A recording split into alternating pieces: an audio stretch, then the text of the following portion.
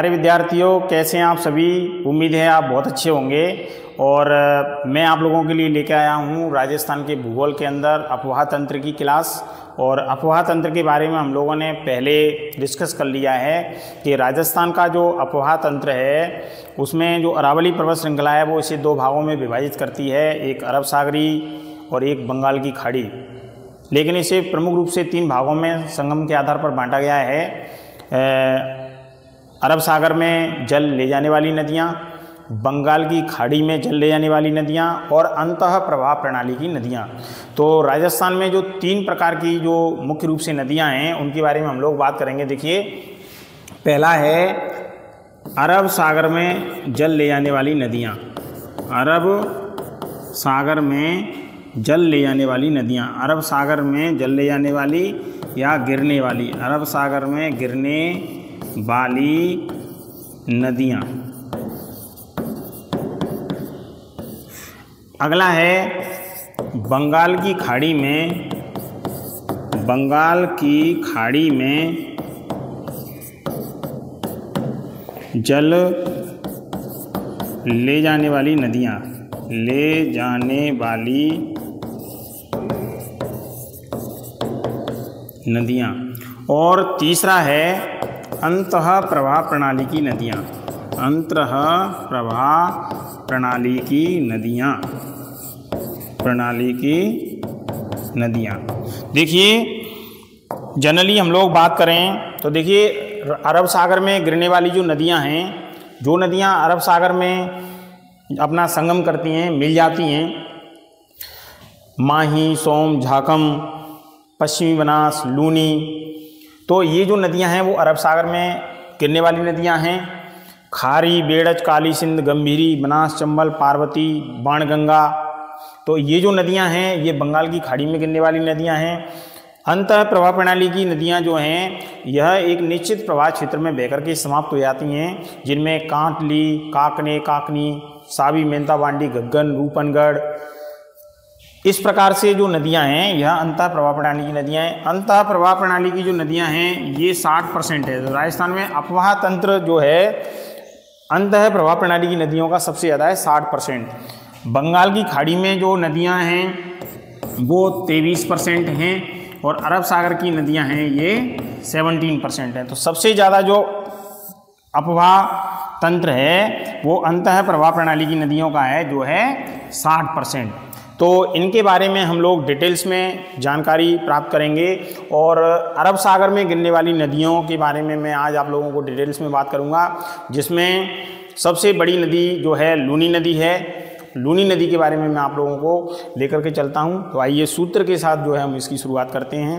ये अरब सागर में गिरने वाली नदियां 17% हैं। तो इसका जो सूत्र है ये आप लोगों को अच्छे से याद रखना है। माँ सोजा सांप पालू, ये सूत्र आप लोगों को याद रखना है। माही, सोम, जाखम, साबरमती, पश्चिमी बनास और लूनी, ये अरब सागर में गिरने वाली प्रमुख नदियां हैं। वैसे तो बहुत नदियां हैं लेकिन प्रमुख नदियों की यदि हम बात करें तो माही, सोम, जाखम, साबरमती, पश्चिमी बनास और लूनी, ये प्रमुख नदियां हैं। जैसे मैं यहाँ पे लिख देता हूँ, देखिए माही, सोम, जाखम, साबरमती,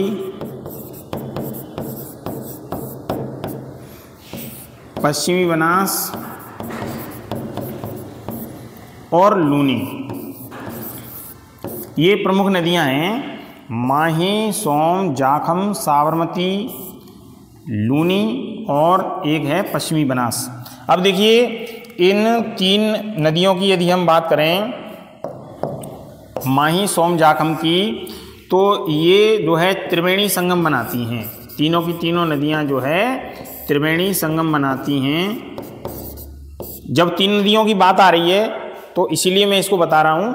बाकी मैं त्रिवेणी संगम में ऑलरेडी बता चुका हूँ क्लास में, लेकिन एक बार और बता देता हूँ। त्रिवेणी संगम जो बेणेश्वर धाम डूंगरपुर में, बेणेश्वर धाम डूंगरपुर, इस जगह पर ये तीनों नदियां जो है मिलती हैं और यहाँ पे आदिवासियों का महाकुंभ लगता है। आदिवासियों का महाकुंभ, आदिवासियों का महाकुंभ का मेला भरता है, जहाँ पर बड़ी संख्या में चित्तौड़गढ़, प्रतापगढ़, बारां, सिरोही, इसके अलावा मध्य प्रदेश के कुछ क्षेत्रों से, चित्तौड़गढ़, उदयपुर, इन सब क्षेत्रों से जो है लोग यहाँ पर बड़ी मात्रा में एकत्रित होते हैं और उनका महाकुंभ लगता है आदिवासियों का। तो माही, सोम, जाखम यह त्रिवेणी संगम होता है। साबरमती, लूनी, पश्चिमी बनास, ये जो प्रमुख नदियां हैं, इनमें सबसे पहले लेकर के चलता हूँ मैं आप लोगों को लूनी नदी की तरफ, कि लूनी नदी जो है किस तरीके से बहती है, किस तरीके से इसका कहाँ से निकलती है, ये इसके बारे में जो है हम विस्तृत चर्चा करते हैं। तो आइए चलते हैं आगे।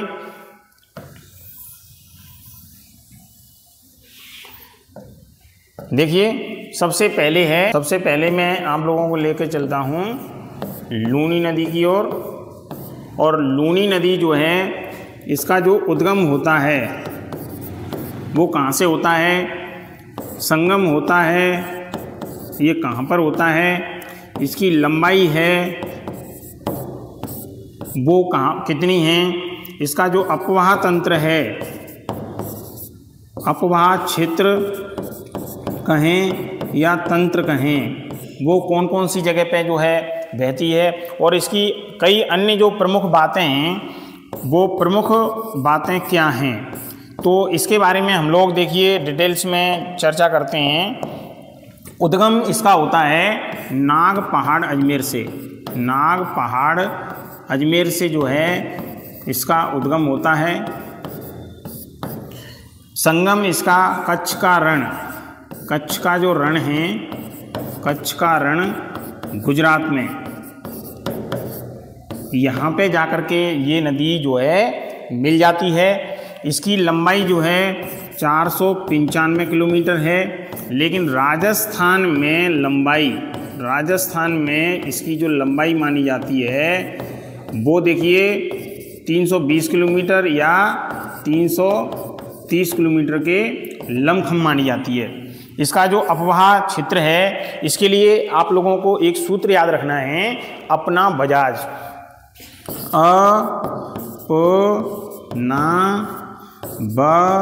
बजाज। तो देखिए इसको हम लोग किस तरीके से याद रखेंगे, अजमेर, पी फॉर पाली, नागौर, बाड़मेर, जालौर और जा का मतलब जोधपुर। तो इसका जो अपवाह क्षेत्र है वो मोस्टली देखिए अजमेर, पाली, नागौर, जालौर, बाड़मेर और जोधपुर। तो आपको सूत्र याद रखना है इसका अपवाह तंत्र का, अपना बजाज। और इसकी जो प्रमुख बातें हैं, उन प्रमुख बातों में हम लोग इसकी जो सहायक नदियां हैं उनको लेकर के देख सकते हैं। इसकी जो सहायक नदियां हैं, देखिए इसकी सहायक नदियां कौन कौन सी हैं, देखिए जोजड़ी, सूकड़ी, लीलड़ी, मीठड़ी, बांडी, जवाई, सागी, गोहिया, अनास, मोरन आदि। तो इसकी जो प्रमुख नदियां हैं, सहायक नदियां, इसकी जो प्रमुख सहायक नदियां हैं, सहायक प्रमुख नदियां, तो उन नदियों की यदि हम बात करें तो जोजड़ी, सुगड़ी, लीलड़ी, मीठड़ी, बांडी, जवाई, सागी, गोहिया, अनाज, चाप, मोरन, ये जो प्रमुख नदियां हैं ये इसमें किस तरीके से मिलती हैं, कहाँ पर मिलती हैं। देखिए लूनी नदी में दाईं ओर से मिलने वाली एकमात्र नदी है जोजड़ी, जो नागौर में बहती है, वहाँ से जो है इसमें मिलती है लूनी नदी में। बाकी की सभी की सभी जो नदियां हैं, इसकी सहायक नदियां हैं, वो बाईं ओर से मिलती हैं। ये दाईं ओर से मिलने वाली एकमात्र नदी है जोजड़ी, जो इसमें मिलती है। तो आइए थोड़ा सा और डिटेल्स में देखते हैं हम लोग।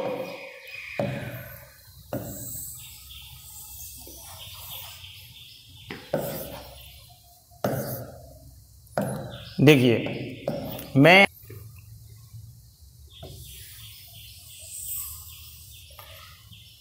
ये जो है नाग पहाड़ है, और ये जगह जो है वो है अजमेर में। ये जगह जो है वो है अजमेर में। अजमेर में है नाग पहाड़, अजमेर में। यहाँ से जो है ये लूनी नदी निकलती है, लूनी नदी निकलती है। और इस लूनी नदी में ये जो पर्टिकुलर जगह है इसका नाम है जोजड़ी, जोजड़ी। और ये नागौर में है। यहाँ से जो है इसमें लूनी नदी में जो है ये प्रवेश करती है। तो हम लोग जब इधर से चलेंगे तो इधर मेरा बायां होगा, इधर दायां होगा। तो देखिए दाईं ओर से, तो आप लोग सीधे सीधे समझ गए होंगे कि दायां जो है कौन सी तरफ होगा, इधर होगा। और इधर जो सारी की सारी नदियाँ आएंगी वो कौन सी नदियाँ आएंगी, बायां, क्योंकि बायां दायां जब नदी बहेगी तो बायां इधर होगा, दायां इधर होगा। तो एकमात्र नदी है जोजड़ी जो दाईं ओर से इसमें प्रवेश करती है। इसके बाद में देखिए सागरमती है, यहाँ पे सागरमती है, जो इसका उपनाम भी है लूनी नदी का, सागरमती है। और इसके बाद में जो है अन्य जो नदियां हैं 1, 2, 3, 4, 5, 6, इसमें हम लोग बताएं आप लोगों के लिए। देखिए गुहिया, गुहिया, गुहिया के बाद में है जो है गुहिया जो नदी है ये मिलती है बांडी में। यहाँ पे इसी में जो गुहिया मिल गई है ये जाकर के लूनी नदी मिल जाती है। और ये मुख्य नदी जो है वो बांडी नदी है, जिसे हम लोग रासायनिक नदी के नाम से जानते हैं, रासायनिक नदी के नाम से जानते हैं। उसके बाद में है लीलड़ी, लीलड़ी के बाद में है मीठड़ी, मीठड़ी के बाद में है सूकड़ी, सूकड़ी के बाद में है जवाई, और जवाई के बाद में जो है नदी है जो जवाई नदी में ही मिल जाती है जाकर के, यहाँ से वो नदी है खारी नदी, खारी नदी। और एक जो नदी है वो है सागी, और ये कहाँ पर मिलती है, कच्छ के रण में जाकर के मिलती है। कच्छ का रण जो पड़ता है गुजरात में, यहाँ पर जो है इसका संगम होता है। तो आप लोग देख सकते हैं कि लूनी नदी जो है नाग पहाड़ अजमेर से निकल करके और लूनी नदी में जो है सागरमती प्रवेश करती है। गुहिया, बांडी नदी में गुहिया का प्रवेश होता है, और बांडी नदी की सहायक नदी गुहिया के अलावा जो है बांडी मुख्य नदी में जाकर के अपना जल उड़ेल लेती है। लीलड़ी, मीठड़ी, सूकड़ी, जवाई, जवाई में ही खारी नदी मिल जाती है, और सागी, ये सब की सब नदियां जाकर के जो है कच्छ के रण में अपना जल उड़ेल लेती हैं। यहाँ पे संगम होता है इनका। और दाएं ओर से एकमात्र नदी है जोजड़ी, नागौर, जो इसमें मिलती है। ऐसा भी कहा जाता है कि सरस्वती जो नदी है वो भी इसमें मिलती है, सरस्वती नदी, सरस्वती जो नदी है वो भी इसके अंदर जो है मिलती है। और यहाँ पे जो जोजड़ी नदी है नागौर की, वो जोधपुर के निकट इसमें मिलती है, जोधपुर के निकट जो है लूनी नदी में मिलती है। तो हम लोग इन चीज़ों के बारे में बहुत अच्छी तरीके से जो है क्लेरिफाई कर सकते हैं। ये जब यहाँ से बहती है पूरे राजस्थान में बहती बहती बहती बहती बहती बहती और कच्छ के रण में जाकर के मिल जाती है। इसकी जो कुल लंबाई है, कुल जो लंबाई है इसकी वो है 495 किलोमीटर। लेकिन अगर हमारे राजस्थान की बात करें, राजस्थान में कितनी है, तो देखिए राजस्थान में 320 किलोमीटर या फिर 30 किलोमीटर। कई किताबों में ये भी दे रखा है, कई किताबों में ये भी दे रखा है, लेकिन अक्सर कर 330 किलोमीटर जो मैक्सिमम प्रायोरिटी होती है उसको ज़्यादा महत्व दिया जाता है। तो आप लोग 320 और 330 के मतलब दोनों को फिगरों को दिमाग में रखेंगे। अब इसमें कुछ जो महत्वपूर्ण जो नदियाँ हैं, खारी नदी जो है ये सिरोही की है। खारी नदी जो है सिरोही में बहती है और इसमें जवाई नदी में अपना जल उड़ेल देती है और फिर जाकर के ये लूनी नदी में जो है अपवाहित हो जाती है। तो अब हम इससे संबंधित कुछ महत्वपूर्ण जो नदियां हैं, जैसे बांडी नदी है, जोजड़ी नदी है, इनके बारे में थोड़ा सा और डिटेल्स में बात कर लेते हैं। देखिए, तो आइए बढ़ते हैं हम लोग आगे। बता रहा हूँ आप लोगों के लिए बांडी नदी के बारे में बता रहा हूँ मैं आप लोगों को। बांडी नदी को रासायनिक नदी के नाम से जानते हैं। बांडी नदी को जो है रासायनिक नदी के नाम से जानते हैं।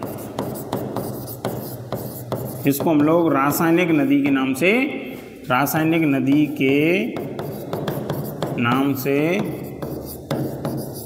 जानते हैं।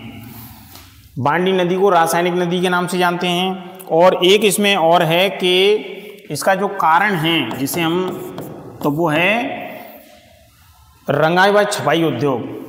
रंगाई व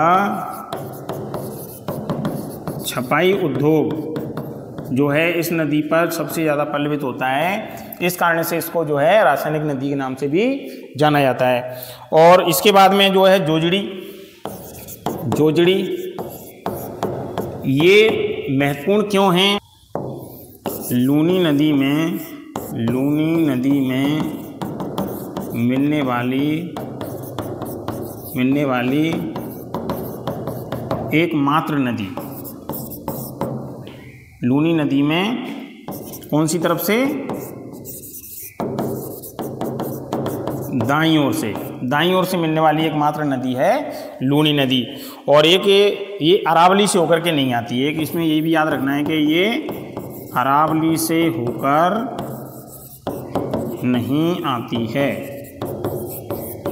अरावली से होकर नहीं आती है। तो बांडी नदी जो है ये रासायनिक नदी के नाम से जानते हैं। कारण क्या है? रंगाई व छपाई उद्योग। और जोजड़ी नदी के बारे में मैं बताऊं कि सभी नदियां जो इसकी सहायक नदियां हैं वो बाईं ओर से मिलती हैं, लेकिन ये एकमात्र नदी है जो दाईं ओर से मिलती है। अरावली से होकर के ये नहीं आती है।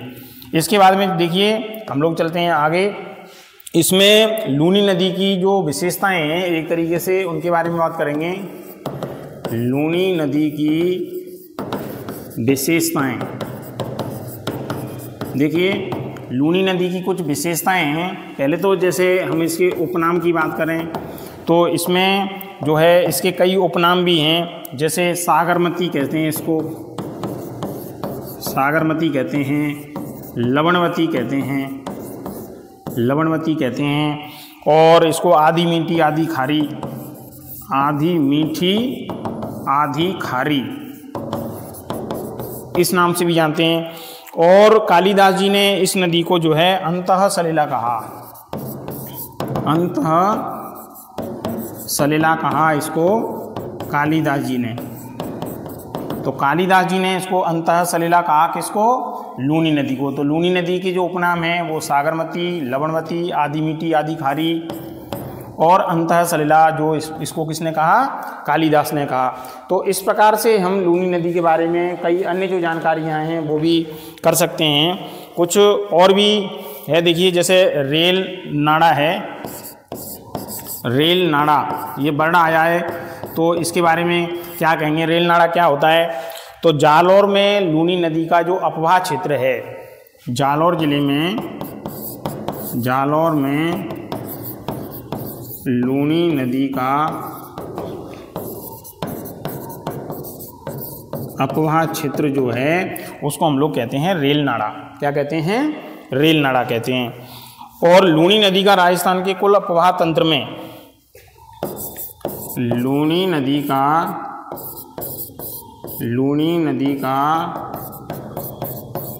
राजस्थान के कुल अपवाह तंत्र में योगदान कितना है, तो 10.40%, यानी 10.40%, 10.5% के करीब है इसका योगदान। ये भी हम लोग याद रखें। और लूनी नदी देश में मरुस्थल की सबसे लंबी नदी है। लूनी नदी देश में मरुस्थल की सबसे लंबी नदी है। तो इस चीज़ को भी हम लोग यहाँ पे लिख लेते हैं। लूनी नदी देश में मरुस्थल की सबसे बड़ी नदी है। बड़ी का मतलब लंबी नदी है। तो लूनी नदी देश में मरुस्थल की सबसे लंबी नदी है। और जालौर में लूनी नदी का जो अपवाह क्षेत्र है उसे रेल नाला कहते हैं। लूनी नदी का राजस्थान के कुल अपवाह क्षेत्र में जो योगदान है वो 10.40% है। तो ये कुछ महत्वपूर्ण बातें हैं लूनी नदी से संबंधित। अब कुछ लूनी नदी पर और उसकी जो सहायक नदियां हैं उन पर कुछ बांध परियोजनाएं बनाई गई हैं। तो कौन कौन से बांध बनाए गए हैं, कौन कौन सी परियोजनाएं बनाई गई हैं, उनके बारे में भी हम लोग देखिए जानकारी प्राप्त करते हैं। इसमें बांध या परियोजना,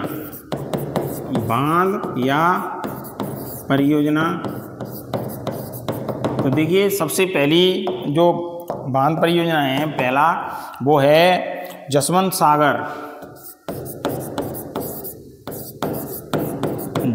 सागर पिच्याक बांध। ये कहाँ पे बनाया गया है, तो ये जो डैम बनाया गया है जसवंत सागर पिच्याक बांध, ये बनाया गया है लूनी नदी पे, जोधपुर में लूनी नदी पे बनाया गया है। और कहाँ बनाया गया है, जोधपुर में बनाया गया है। अब देखिए दूसरा जो है वो है हेमावास जो डैम बनाया गया है ये पाली में बनाया गया है। और कौन सी नदी पे बनाया गया है, बांडी नदी पे बनाया गया है। तीसरा जो बांध है ये बांकली डैम के नाम से, बांकली डैम जालौर, बांकली डैम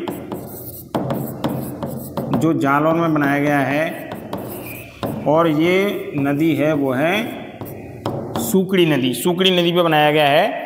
और जवाई डैम जो कई बार पेपर में पूछा गया है, जवाई डैम जवाई नदी पे बनाया गया है। और कौन सी जिले में बनाया गया है, सुमेरपुर पाली, सुमेरपुर नाम की जगह पे बनाया गया है, सुमेरपुर पाली यहाँ पे बनाया गया है। और कौन सी नदी पे बनाया गया है, जवाई नदी पे बनाया गया है। तो देखिए राजस्थान में 4 डैम बनाए गए हैं। बांध परियोजना लूनी नदी और उसकी सहायक नदियों की बात कर रहा हूँ।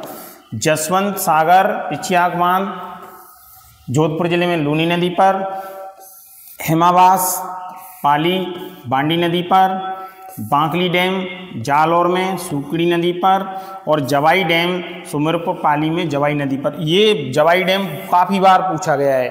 देखिए माही डैम, जाखम डैम, जवाई डैम ये अक्सर कर जो है पेपर में आते रहते हैं, तो आप लोग इसको याद रखेंगे। और जवाई डैम जो सुमेरपुर पाली में बनाया गया है, इसके बारे में मैं कुछ बात बता दूं आपको। इसकी जो स्थिति है जवाई डैम की जो स्थिति है, देखिए जवाई डैम जो है सुमेरपुर पाली में है। इसकी जो स्थिति है वो ये है कि ये सुमेरपुर पाली में है जवाई डैम, और इसे मारवाड़ का अमृत सरोवर कहते हैं। तो इसको दूसरी उसमें ले लेते हैं, मारवाड़ का अमृत सरोवर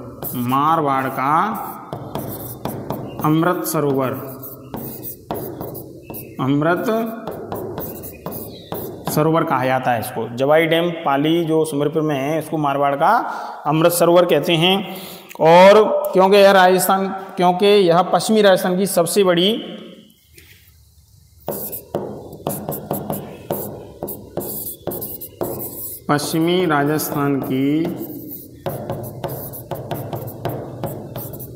बड़ी पेयजल या बांध परियोजना है। देखिए जवाई डैम जो है ये सुमेरपुर पाली में अवस्थित है, इसकी स्थिति है, इसे मारवाड़ का अमृत सरोवर कहते हैं। पश्चिमी राजस्थान की सबसे बड़ी पेयजल यानी बांध परियोजना के नाम से जाना जाता है। और इसमें एक चीज़ और है कि इसकी जो जलापूर्ति होती है, जलापूर्ति वो कौन कौन से जिलों में होती है, तो पाली, जोधपुर और जालौर। पाली, जोधपुर और जालौर, इस जवाई बांध से जो है इनकी पूर्ति होती है। पाली, जोधपुर और जालौर, इन 3 जिलों की जो है इससे अक्सर कर पूर्ति होती है। और ऐसे कहते हैं कि जब जवाई डैम में पानी सूख जाता है, ये जो जवाई डैम है जब इसमें पानी कम हो जाता है, पानी सूख जाता है, तो एक सुरंग है सेई जल सुरंग, जो राजस्थान की सबसे बड़ी एकमात्र जल सुरंग है, सेई जल सुरंग। सेई जल सुरंग, सेई जल सुरंग, ये सेई जल सुरंग है। इससे इसके लिए पानी की आपूर्ति होती है। जब पानी की कमी होती है तो पानी की कमी होने पर, पानी की जब कमी आती है जवाई बांध में, तो सेई जल सुरंग के माध्यम से इसको पानी पहुंचता है। और इसकी जो स्थिति है सेई जल सुरंग की, ये है उदयपुर पाली में। यहाँ पे है उदयपुर पाली में जो है स्थित है ये सेई जल सुरंग। और इससे जो है जवाई बांध में जब पानी कम हो जाता है तब इसमें इस सुरंग के माध्यम से ही पानी पहुंचाया जाता है। तो राजस्थान की पहली जल सुरंग है ये, मैं इसको लिख दे रहा हूँ, राजस्थान की पहली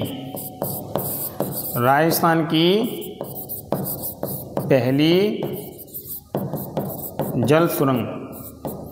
तो राजस्थान की एकमात्र पहली जल सुरंग है सेई जल सुरंग। जवाई डैम में जब पानी कम होता है तब इसमें जो है पानी की कमी होने पर सेई जल सुरंग से इसकी आपूर्ति होती है। उदयपुर पाली में इसकी अवस्थिति मानी जाती है सेई जल सुरंग की। तो प्यारे विद्यार्थियों, हम लोग आज बात कर रहे हैं अरब सागर में गिरने वाली नदियों में लूनी नदी की, उसकी सहायक नदियों की। और नेक्स्ट क्लास में मैं लेकर के आ रहा हूँ आप लोगों के लिए पूरी की पूरी जितनी भी अरब सागर में जल ले जाने वाली नदियाँ हैं उनमें महत्वपूर्ण बात क्या है, कौन कौन से बांध बनाए गए हैं, उनमें विशेष क्या है, कहाँ से उनका उद्गम होता है, इस प्रकार की अन्य जो जानकारियाँ उनको लेकर के मैं आप लोगों के बीच फिर हाजिर हो रहा हूँ। तो आप मेरे चैनल को लाइक कीजिए, सब्सक्राइब कीजिए और ज़्यादा से ज़्यादा साथियों में भेजिए। निःशुल्क शिक्षा की दूर दराज के क्षेत्रों के बच्चों के लिए निःशुल्क रूप से शिक्षा उपलब्ध कराने का मेरा ध्येय है। इसमें आप मेरी मदद कीजिए और हम लोग इसी अच्छी भावना के साथ काम करते रहेंगे। तो अपना ख्याल रखिए, सुरक्षित रहिए, सावधान रहिए और पढ़ते रहिए। जय हिंद, जय भारत।